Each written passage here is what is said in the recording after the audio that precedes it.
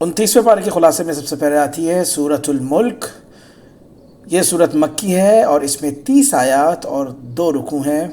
اس سورت کی فضیلت میں کئی احادیث وارد ہیں، جن میں سے ایک حدیث وہ یہ ہے کہ حضرت ابو ہریرہ رضی اللہ عنہ کے حوالے سے ابن ماجہ، نسائی، ابو داود اور ترمذی میں منقول ہے، رسول اکرم صلی اللہ علیہ وسلم فرماتے ہیں کہ قرآن کریم میں 30 آیات ہیں جو اپنے پڑھنے والے کے لیے سفارش کرتی ہیں، چنانچہ اس کی مغفرت کر دی جاتی ہے۔ اسے مانعہ اور منجیہ بھی کہا جاتا ہے، یعنی عذاب قبر سے بچانے والی۔ اس لیے اکثر مشائخ کا معمول رہا ہے کہ وہ اسے نماز عشاء کے بعد بڑے اہتمام سے پڑھتے ہیں، بلکہ یہ میری آپ سب کو رائے ہے کہ آپ سب بھی رات کو عشاء کے بعد اس سورت کو پڑھا کریں انشاءاللہ۔ سورہ ملک میں بنیادی طور پر 3 مضامین ہیں۔ سب سے پہلے کہ ارض و سما پر حقیقی بادشاہت صرف اللہ کی ہے، اسی کے ہاتھ میں موت و حیات، عزت و ذلت، فقر و غنا، منع و عطا کا نظام ہے۔ وہ علیم ہے، وہ خبیر ہے، ذرے ذرے کا اسے علم ہے۔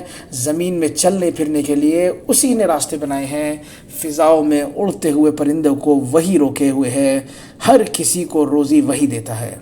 اس سورت کی مختلف آیات میں یہی مضمون بیان ہوا ہے۔ دوسرا یہ کہ رب العالمین کے وجود اور وحدانیت پر تکوینی دلائل ہیں۔ آسمان کی چھت، اس میں ستاروں کی قندیلیں، زمین کا فرش اور پانی کے بہتے ہوئے چشمے ایک حکیم و خبیر ذات کے وجود کی خبر دے رہی ہے۔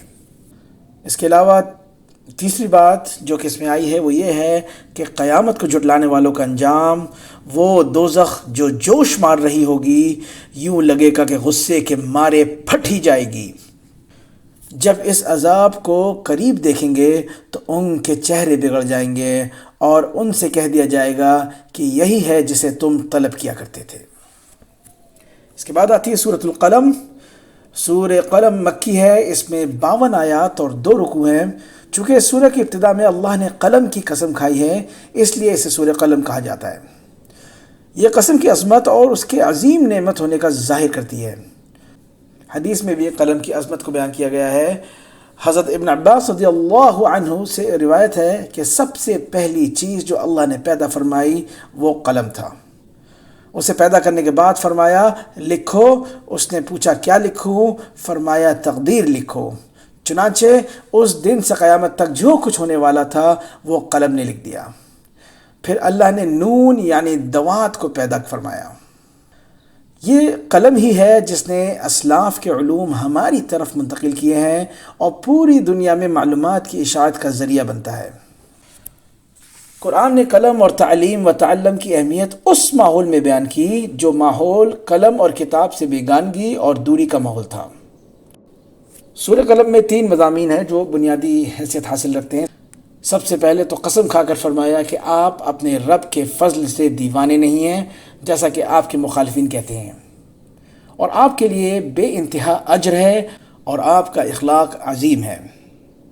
مسلم، ابو داود اور نسائی میں حضرت عائشہ رضی اللہ عنہا سے رسول اکرم صلی اللہ علیہ وسلم کے اخلاق کے بارے میں سوال کیا گیا تو انہوں نے جواب دیا کہ آپ کا خلق قرآن ہے۔ قرآن میں جو کچھ قول تھا وہ آپ کی زندگی میں حال تھا۔ آپ کی حیات طیبہ قرآن کریم کی عملی تفسیر تھی، اور ایسا کیوں نہ ہوتا جبکہ آپ کو مکارم اخلاق کی تکمیل ہی کے لیے بھیجا گیا تھا۔ آپ کے اخلاق و مناقب بیان کرنے کے ساتھ ساتھ آپ کے مخالفین کی اخلاقی پستی، کمینگی اور کچھ فکری بھی بیان کی گئی ہے۔ فرمایا گیا کہ آپ کسی ایسے شخص کا کہا نہ ماننا جو ذات با قسمیں کھانے والا ہو، بے وقار ہو، کمینہ ہو، عیب گو ہو، شغل خور ہو، بھلائی سے روکنے والا ہو، حد سے بڑھ جانے والا ہو، گنہگار ہو، گردن کش، پھر ساتھ ہی بے نسب بھی ہو۔ اس کی سرکشی صرف اس لیے ہے کہ وہ مال والا اور بیٹوں والا ہے۔ مفسرین فرماتے ہیں کہ یہ آیات سرداران قریش میں سے ولید بن مغیرہ کے بارے میں نازل ہوئی۔ دوسرا مضمون جسے اس صورت میں خصوصی اہمیت حاصل ہے وہ ہے اصحاب الجنہ۔ یہ قصہ باغ والوں کا قصہ ہے۔ یہ قصہ عربوں میں مشہور تھا۔ یہ باغ یمن کے قریب ہی تھا۔ اس کا مالک اس کی پیداوار میں غربا پر بھی خرچ کیا کرتا تھا، لیکن اس کے مرنے کے بعد جب اس کی اولاد اس باغ کی وارث بنی تو انہوں نے اپنے اخراجات اور مجبوریوں کا بہانہ بنا کر مساکین کو محروم رکھنے اور ساری پیداوار سمیٹ کر گھر لے جانے کی منصوبہ بندی کی۔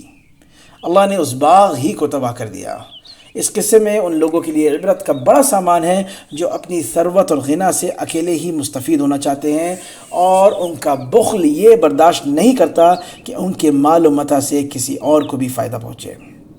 کفار کے لیے عبرت آموز مثال بیان کرنے کے بعد یہ صورت متقین کا انجام بھی بتاتی ہے اور سوال کرتی ہے کہ محسن اور مجرم، فرما بردار اور نافرمان، باغی اور وفادار دونوں برابر کیسے ہو سکتے ہیں۔ تیسرا اہم مضمون جو سورہ قلم بیان کرتی ہے وہ ہے آخرت کے بارے میں۔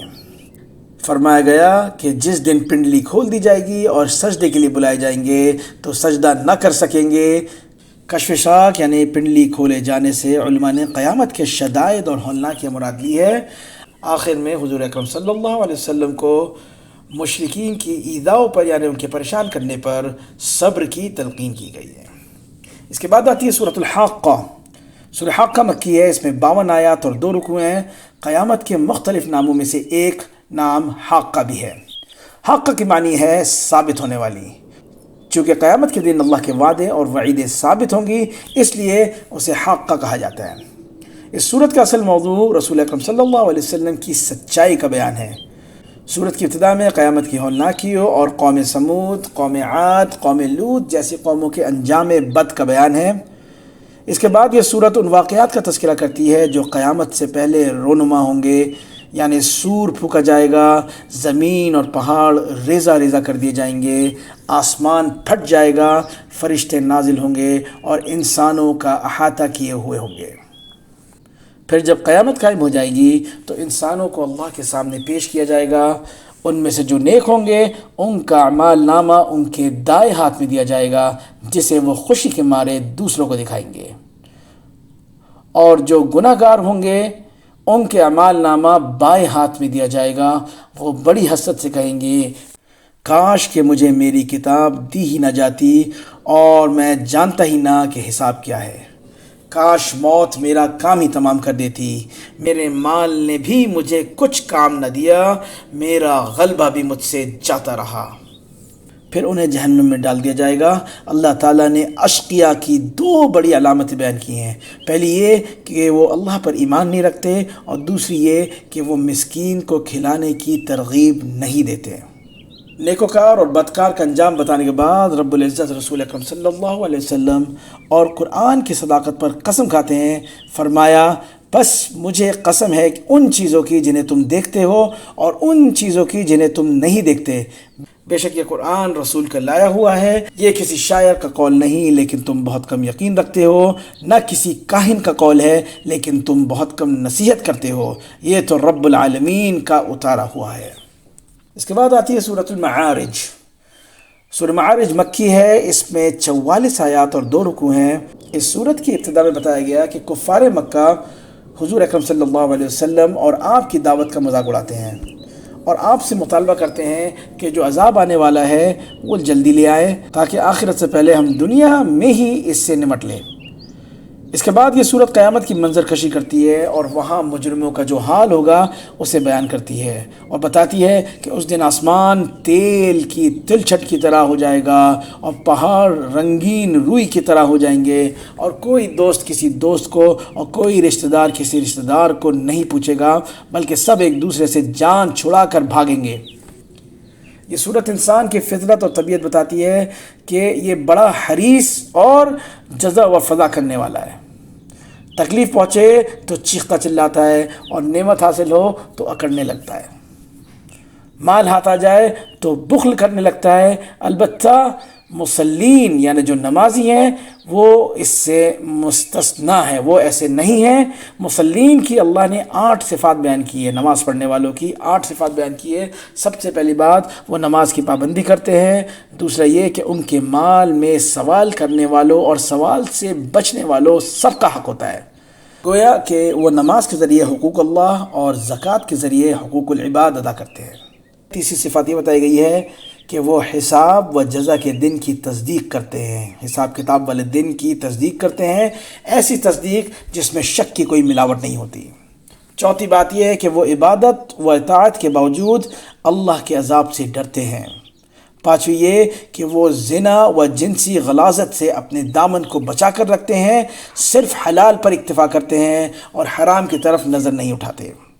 چھٹی بات یہ ہے کہ وہ امانتیں ادا کرتے ہیں اور عہد پورا کرتے ہیں، نہ عہد میں خیانت کرتے ہیں اور نہ وعدہ خلافی کرتے ہیں۔ ساتویں بات یہ ہے وہ حق و عدل یعنی انصاف کے ساتھ گواہی دیتے ہیں۔ آٹھویں صفت یہ ہے کہ وہ نماز کو اپنے اوقات میں ادا کرتے ہیں اور اس کے آداب و واجبات کا التزام کرتے ہیں۔ جن لوگوں کے اندر یہ صفات پائی جاتی ہیں ان کے بارے میں اللہ تعالیٰ فرماتے ہیں یہی لوگ جنتوں میں عزت والے ہوں گے۔ اس کے بعد آتی ہے سورۃ النوح۔ سورۃ نوح مکی سورہ ہے، اس میں 28 آیات اور 2 رکوع ہیں۔ جیسا کہ نام سے ظاہر ہے اس پوری سورے میں صرف نوح علیہ السلام اور ان کی قوم کا ذکر ہے۔ حضرت نوح علیہ السلام کی رسالت اور ان کی دعوت توحید کا تذکرہ کرتے ہوئے ان کی طویل اور بے انتہا جد و جہد کو خراج تحسین پیش کیا گیا ہے۔ ان کے بیان کردہ دلائل توحید کی ایک جھلک دکھا کر بتایا ہے کہ وہ کس طرح قوم کی ہدایت کے لیے مخلصانہ کوششیں کرتے رہے اور قوم اپنی ہٹ دھرمی اور عناد پر اڑی رہی۔ آخرکار نوح علیہ السلام کی بد دعا کے نتیجے میں قوم کو پانی کے سیلاب میں غرق کر کے بتا دیا کہ ظالموں کا انجام ہمیشہ خسارہ اور ہلاکت کی شکل میں ہی ظاہر ہوا کرتا ہے، اور مومنین ایمان اور اعمال صالحہ یعنی اچھے اعمال کی برکت سے نجات پا جاتے ہیں۔ اس کے بعد آتی ہے سورۃ الجن۔ یہ مکی سورہ ہے، اس میں 28 آیات اور 2 رکوع ہیں۔ اس سورے میں جنات کی جماعت کا تذکرہ ہے جنہوں نے حضور اکرم صلی اللہ علیہ وسلم کی نماز میں تلاوت سن کر ایمان قبول کر لیا، اور ان انسانوں کو غیرت دلائی گئی ہے جو قرآن کا انکار کرتے ہیں کہ تم سے تو جن ہی اچھے رہے۔ اس میں جنات کے اسلام کا مکلف ہونے کی طرف اشارہ بھی موجود ہے۔ پھر جنات کی نیک اور بد میں تقسیم کو بیان کیا اور بتایا گیا ہے کہ توحید کو ماننے والے انسان ہو یا جن ہو وہ ہمیشہ کامیاب و کامران رہیں گے، اور توحید کے منکرین ناکام اور نامراد رہے۔ مساجد اللہ کے گھر ہیں، ان میں اللہ کے سوا کسی دوسرے کو پکارنا مساجد کے آداب کے منافی ہے۔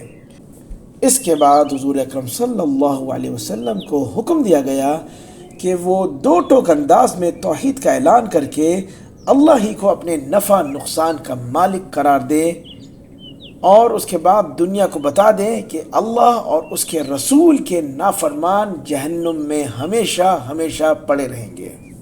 اللہ اپنے انبیاء و رسول کو توحید بیان کرتے ہوئے اور تبلیغ رسالت کا فریضہ انجام دیتے ہوئے دیکھنا چاہتے ہیں، اور منکرین کے اعمال کا احاطہ کر کے اللہ نے ان کی تعداد بھی شمار کر رکھی ہے، اور گن گن کر سب کا حساب کریں گے، اور اللہ کے عذاب سے کوئی بچ نہیں سکے گا۔ اس کے بعد آتی ہے سورہ مزمل۔ سورہ مزمل مکی ہے، اس میں 20 آیات اور 2 رکوع ہیں۔ اس سورت میں حضور اکرم صلی اللہ علیہ وسلم کی زندگی کے مختلف پہلوؤں کا بیان ہے۔ آپ کا خالص اللہ کی طرف متوجہ ہو جانے، آپ کی عبادت، اطاعت، آپ کا قیام و تلاوت، آپ کا جہاد و مجاہدہ، خود اس صورت کا نام اس بات کو ظاہر کرتا ہے کہ اس صورت میں رسول اللہ صلی اللہ علیہ وسلم کی شخصیت کا بیان ہے۔ مزمل کا معنی ہے کپڑے میں لپٹنے والے۔ جب ان آیات کا نزول ہوا تو آپ چادر اوڑھ کر لیٹے ہوئے تھے۔ اللہ نے محبت و پیار کے انداز میں خطاب کرتے ہوئے فرمایا، اے کپڑے میں لپٹنے والے۔ آپ دن میں دین کی دعوت دیتے تھے اور رات کو نماز میں طویل قیام فرماتے تھے اور اس میں قرآن کی تلاوت فرماتے تھے۔ بعض اوقات پوری رات کھڑے رہتے تھے جس سے قدم مبارک میں ورم آ جاتا تھا۔ اللہ نے آپ کو اختیار دیا کہ آپ چاہے تو آدھی رات قیام کریں یا آدھی سے کم یا کچھ زیادہ۔ راتوں کا یہ قیام روحانی تربیت میں بڑا مؤثر ثابت ہوتا ہے، اس لیے قیام اللیل کا حکم دینے کے بعد فرمایا گیا، یقیناً ہم تجھ پر عنقریب بہت بھاری بات نازل کریں گے۔ بھاری بات سے مراد قرآن عظیم ہے، جس کی ایک خاص ہیبت اور جلال ہے، اس کا تحمل وہی کر سکتا ہے جس کا نفس علم و عرفان کے نور سے روشن ہو چکا ہو اور باطن کی روشنی میں قیام اللیل کو خاص دخل حاصل ہے۔ اگلی آیات میں رسول اکرم صلی اللہ علیہ وسلم کو ان ایذاؤں پر صبر کرنے کا حکم دیا گیا جو دین کی دعوت کے سلسلے میں مشرکین کی طرف سے آپ کو دی جاتی تھی۔ آپ کو ستانے میں ان کے ہاتھ بھی استعمال ہوتے تھے اور زبانیں بھی استعمال ہوتی تھیں۔ اس کے بعد یہ صورت آپ کے مکذبین کو ڈرانے کے لیے فرعون کا قصہ ذکر کرتی ہے، جیسے اللہ نے اس کے کفر و سرکشی کی وجہ سے سخت وبال میں پکڑا۔ صورت کے اختتام پر اللہ نے اپنے رسول اور مؤمنین پر تخفیف کا اعلان فرمایا ہے۔ تخفیف یعنی رعایت۔ ایک تخفیف اس اعتبار سے ہے کہ آدھی رات یا ایک تہائی رات یا اس سے بھی کم رات کا قیام ضروری نہیں، بلکہ جتنا بھی آسانی سے ممکن ہو قیام اللیل کر لیا جائے۔ دوسری تخفیف اس اعتبار سے ہے کہ اب مومنین پر تہجد فرض نہیں رہی، اس کے حکم کو استحباب میں تبدیل کر دیا ہے، یعنی مستحب ہے، ریکمنڈڈ ہے، مگر اٹس ناٹ اے فرض اینی مور۔ سورہ مدثر۔ سورہ مدثر مکی ہے، اس میں 52 آیات اور 2 رکوع ہیں۔ اس سورت کی ابتدا میں حضور اکرم صلی اللہ علیہ وسلم کو اللہ کی طرف دعوت، کفار کو ڈرانے اور ان کی تکلیفوں پر صبر کرنے کا حکم دیا گیا ہے۔ اس کے بعد یہ سورت مجرموں اور مخالفوں کو اس دن کے عذاب سے ڈراتی ہے جو ان کے لیے بڑا سخت ثابت ہوگا۔ اگلی آیات میں حضور اکرم صلی اللہ علیہ وسلم کی اس بدترین دشمن کا تذکرہ ہے جسے ولید بن مغیرہ کہا جاتا ہے۔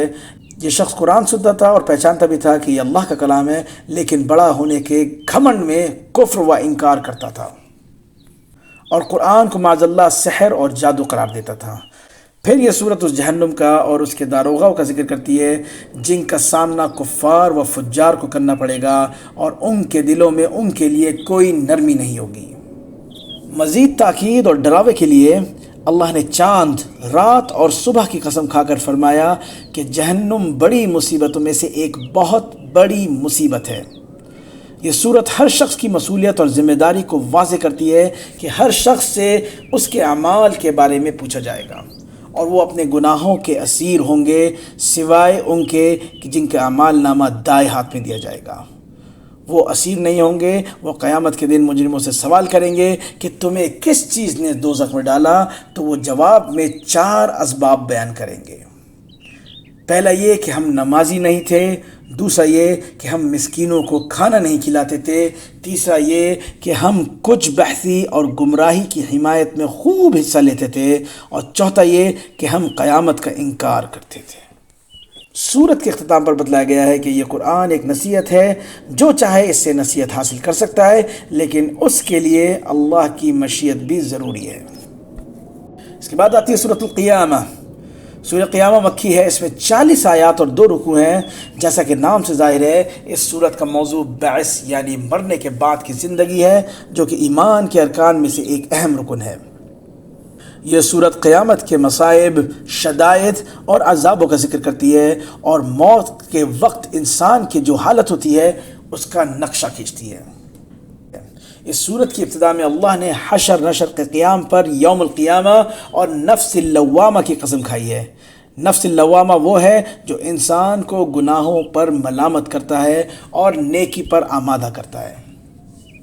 آخرت میں تو ہر شخص کا نفس اسے ملامت کرے گا ہی، دنیا میں بھی جن لوگوں کا ضمیر بیدار ہوتا ہے وہ انہیں ملامت کرتا رہتا ہے۔ ایک قابل ذکر نکتہ یہ ہے کہ یہاں پر اللہ نے خاص طور پر ذکر کیا ہے کہ ہم انسان کی پور پور تک درست کرنے کی قدرت رکھتے ہیں۔ پور پور انگلیوں کے حصے کو کہتے ہیں۔ ہر انسان کی انگلی کی پور قدرت کی تخلیق کا شاہکار ہے۔ اس چھوٹی سی جگہ میں جو خطوط اور لکیریں ہیں وہ دوسرے انسان کے ساتھ مشابہت نہیں رکھتی۔ فنگر پرنٹس جسے بولتے ہیں، فنگر پرنٹس ایک ایسا تخلیق کا شاہکار ہے جو کہ ہر انسان کا مختلف ہوتا ہے۔ اسی وجہ سے پوری دنیا میں کسی انسان کی شخصیت کو پہچاننے کے لیے انگلیوں کی لکیروں پر اعتماد کیا جاتا ہے، اور اللہ فرماتا ہے کہ ہم ان پوروں کو اس شکل پر بنا دیں گے جس شکل پر یہ تھے، اور اس نقطے کی وضاحت کے لیے اللہ نے یہ نہیں فرمایا کہ ہم پیدا کر دیں گے، بلکہ یہ فرمایا ہم درست کر دیں گے۔ اس کے بعد یہ سورت قیامت کی بعض ہولناکیوں اور علامتوں کو تذکرہ کرتی ہے۔ فَإِذَا بَرِقَ الْبَصَرُ، بس جس وقت نگاہ پتھرا جائیں گی اور چاند بے نور ہو جائے گا، سورج اور چاند جمع کر دیے جائیں گے، اس دن انسان کہے گا آج بھاگنے کی جگہ کہاں ہیں۔ اگلی آیات میں یہ صورت بتلاتی ہے کہ رسول اکرم صلی اللہ علیہ وسلم حفظ قرآن کا بڑا اہتمام فرماتے تھے، اور جبرائیل کی تلاوت کے وقت اس بات کی شدید کوشش کرتے تھے کہ آپ سے کوئی چیز فوت نہ ہو جائے، اس لیے آپ حضرت جبرائیل کی اتباع میں جلدی جلدی پڑھنے اور یاد کرنے کی سعی فرماتے تھے۔ اللہ نے فرمایا کہ آپ اپنے آپ کو تکلیف میں نہ ڈالیں، میرا یہ وعدہ ہے کہ قرآن سے کوئی چیز ضائع نہیں ہوگی، اور اسے جمع کرنے، محفوظ کرنے، باقی رکھنے اور بیان کرنے کا میں خود ذمہ دار ہوں۔ یہ صورت بتلاتی ہے کہ آخرت میں انسان دو فریقوں میں تقسیم ہو جائیں گے، ایک طرف سعداء یعنی نیکوکار لوگ ہوں گے، اور دوسری طرف بدکار لوگ ہوں گے۔ کامیاب لوگ کے چہرے روشن ہوں گے اور وہ رب تعالیٰ کی زیارت سے مشرف ہوں گے، اور گنہگار بندوں کے چہرے سیاہ اور بد رونق ہوں گے، اور وہ جان لیں گے کہ آج ہمیں جہنم میں پھینک دیا جائے گا۔ یہ صورت موت کے وقت انسان کا جو حال ہوتا ہے اور کافر کو جس تکلیف کا سامنا کرنا پڑتا ہے اسے بھی بیان کرتی ہے۔ صورت کے اختتام پر بتلایا گیا کہ انسان کو ہم نے بیکار پیدا نہیں کیا، ایسا نہیں ہو سکتا کہ نہ اس کا حساب ہو نہ اسے جزا سزا دی جائے۔ اس طرح آخر میں حشر معاد کی ایک حصی دلیل بیان کی گئی ہے، وہ یہ کہ جس اللہ نے انسان کو پہلی بار پیدا کیا وہ اسے دوبارہ پیدا کرنے پر بھی قادر ہے۔ سبحان اللہ۔ اس کے بعد آتی ہے سورۃ الانسان۔ سورہ انسان مدنی ہے، اس میں 31 آیات اور 2 رکوع ہیں۔ مدنی ہونے کے باوجود اس سورت کے مضامین مکی صورتیں جیسے ہیں۔ اس میں جنت اور جنت کی نعمتوں، جہنم اور جہنم کے عذابوں کا بیان ہے۔ صحیح مسلم کی روایت سے ثابت ہے کہ حضور اکرم صلی اللہ علیہ وسلم جمعے کے دن نماز فجر میں اس سورت کی تلاوت کیا کرتے تھے۔ اس سورت کی ابتدا میں اللہ کی قدرت عظیمہ کا بیان ہے، اس نے کیسے انسان کو مختلف ادوار میں پیدا فرمایا اور اس کو سمع و بصر یعنی سننے اور دیکھنے کی صلاحیت، اور عقل و فہم یعنی عقل اور سوچنے سے نوازا ہے، تاکہ وہ طاعت و عبادت کی ان تمام ذمہ داریوں کو ادا کر سکے جن کا اسے مکلف بنایا گیا ہے، اور زمین کو ایک اللہ کی بندگی سے آباد کر سکے۔ لیکن پھر انسان 2 گروہوں میں تقسیم ہو گئے، بعض شاکر ہیں جو اللہ کا شکر کرتے رہتے ہیں، اور بعض لوگ جو ہیں وہ کفور ہیں یعنی ناشکرے ہیں۔ کافروں کے لیے اللہ نے آخرت میں زنجیریں، طوق اور شعلوں والی آگ بنا رکھی ہے، اور شکر گزاروں کے لیے وہ جام جن میں کافور کی آمیزش ہوگی۔ شکر گزاروں کی یہاں 3 نشانیاں بیان کی گئی ہیں۔ ایک یہ کہ جب وہ کوئی نظر مان لیتے ہیں تو اسے پورا کرتے ہیں، دوسری یہ کہ وہ قیامت کے دن سے ڈرتے ہیں، تیسری یہ کہ وہ محض اللہ کی رضا کے لیے مسکینوں، یتیموں اور قیدیوں کو کھانا کھلاتے ہیں۔ ان کے نیک اعمال اور صبر کا نتیجہ انہیں جنت کی صورت میں دیا جائے گا، جہاں نہ گرمی ہوگی، نہ سردی، اور نہ کوئی دکھ یا غم۔ سورت کے اختتام پر اللہ نے اپنے اس عظیم نعمت کا ذکر فرمایا ہے جس کا کوئی بدل اور کوئی مثال نہیں۔ فرمایا، اے محمد، ہم نے آپ پر بتدریج قرآن نازل کیا ہے، پس اپنے رب کے حکم پر قائم رہیں، ان میں سے کسی گنہگار یا ناشکر کا کہا نہ مانے، اور اپنے رب کے نام صبح شام ذکر کیا کرے، اور رات کے وقت اس کے سامنے سجدے کرے، اور بہت رات تک اس کی تسبیح کیا کرے۔ ان آیات کا مقصد یہ ہے کہ داعی پر ذکر و عبادت اور صبر لازم ہے، تاکہ اللہ کے دشمنوں کے مقابلے میں اسے تقویت قلبی حاصل ہو۔ خصوصاً رات کی نماز ایمان کی مضبوطی کا اہم وسیلہ ہے۔ اس سورت کی آخری آیت میں مشرکین کو سخت تنبیہ کی گئی ہے کہ ہم اگر چاہیں تو ان کو ختم کر کے ان کے عوض ان جیسے اور بھی پیدا کر سکتے ہیں۔ اس کے بعد آتی ہے سورۃ المرسلات۔ سورۃ المرسلات مکی ہے، اس میں 50 آیات اور 2 رکوع ہیں۔ اس سورت کی ابتدا میں 5 قسمیں کھا کر فرمایا ہے کہ جس چیز کا تم سے وعدہ کیا گیا ہے وہ یقیناً ہونے والی ہے، یعنی قیامت اور حساب و جزا کا معاملہ ہو کر رہے گا، اس میں تخلف نہیں ہو سکتا۔ اس کے بعد یہ سورت ان نشانیوں کو بیان کرتی ہے کہ جو قیامت کے قریب واقع ہوں گی، یعنی ستارے بے نور کر دیے جائیں گے، آسمان توڑ پھوڑ دیا جائے گا، پہاڑ ٹکڑے ٹکڑے کر کے اڑا دیے جائیں گے، اور رسولوں کو مقررہ وقت پر لایا جائے گا۔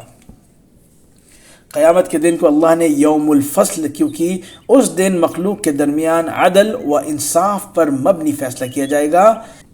فرماتے ہیں وَيْلٌ يَوْمَئِذٍ لِّلْمُكَذِّبِينَ، اس دن جھٹلانے والوں کی تباہی ہے۔